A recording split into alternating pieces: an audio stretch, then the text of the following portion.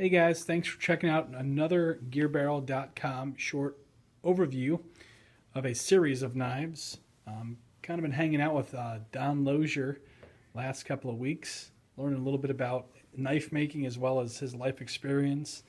A combat decorated veteran, 26 years of active military service, and then 25 years of knife making experience. So, Don, you got some interesting experiences and got some interesting blades here today. What do you got going on? Well, I'm showing the six different pieces in my hardcore series, and I want to talk about some other things first, and then I'll get back to those. First of all, I'd like to point out that the definition of collaboration is working together on a scientific or artistic undertaking. And for decades, two knife makers working together on a project has always been called a collaboration. More than 20 years ago, there was some knife makers began entering into agreements to work with a manufacturer. Back then, I often heard other knife makers making adverse comments about those who were crawling in bed with a manufacturer. And but anyhow, be what it is.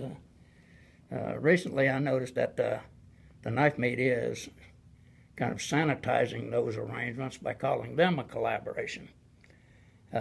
Maybe literally that's a valid description, and maybe not.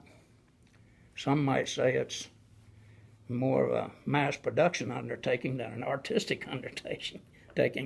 But people are going to do whatever they do, and to each their own. Years ago, a representative from a cutlery company and another one from a famous gun manufacturer who also deals in knives approached me about working with them. And I just said, thanks but no thanks, because I'm as independent as a hog on ice. And that's how I felt at the time. As time passed, I began doing some collaborative work. I traded work and paid for some machine shop service, working with a local machinist friend of mine. I designed high-price art pieces, and he profiled some parts. And I took them from there to completion free-handed, and I called those collaborative art knives.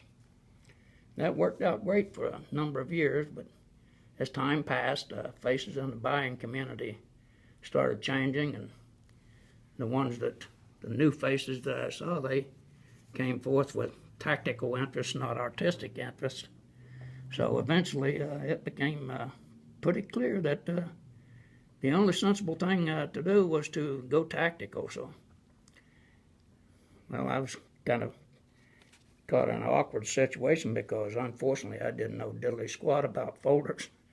As an attempt to bridge the gap from fixed blades to folders, I managed to get some trademarked liner lock parts, and they'd been designed by an old friend of mine. And I reground the blade steel and refinished all the parts. I sold them as hand-finished pieces, and that's exactly what they were.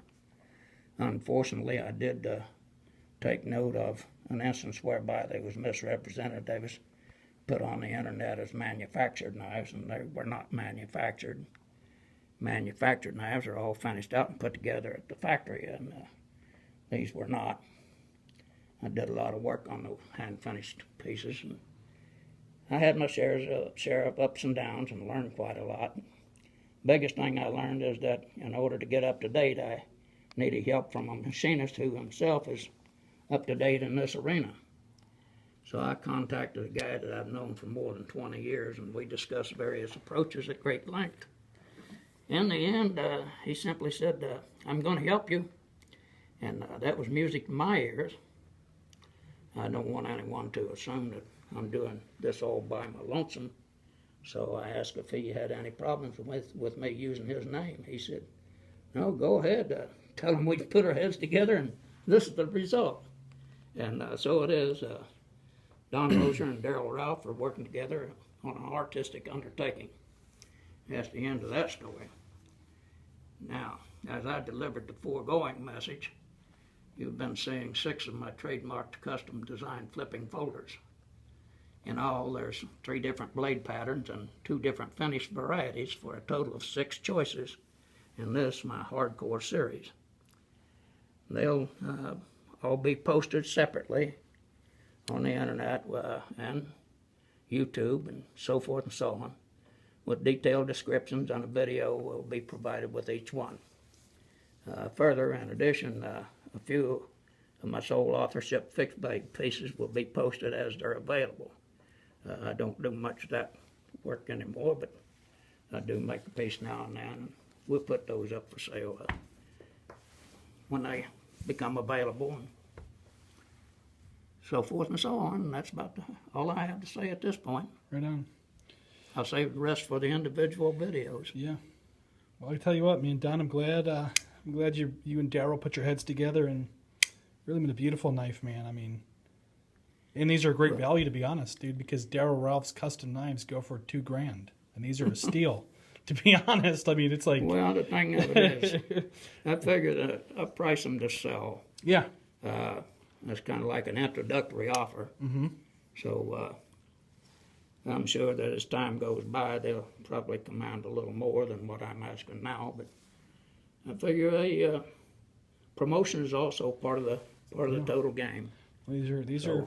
I was a businessman long before I started making knives. Yeah. I was an international food broker for 10 years. So I know quite a bit about sales and marketing and packaging and promotion and advertising and the whole sales game. Well, man, these are beautiful, so that's that. Good stuff, man.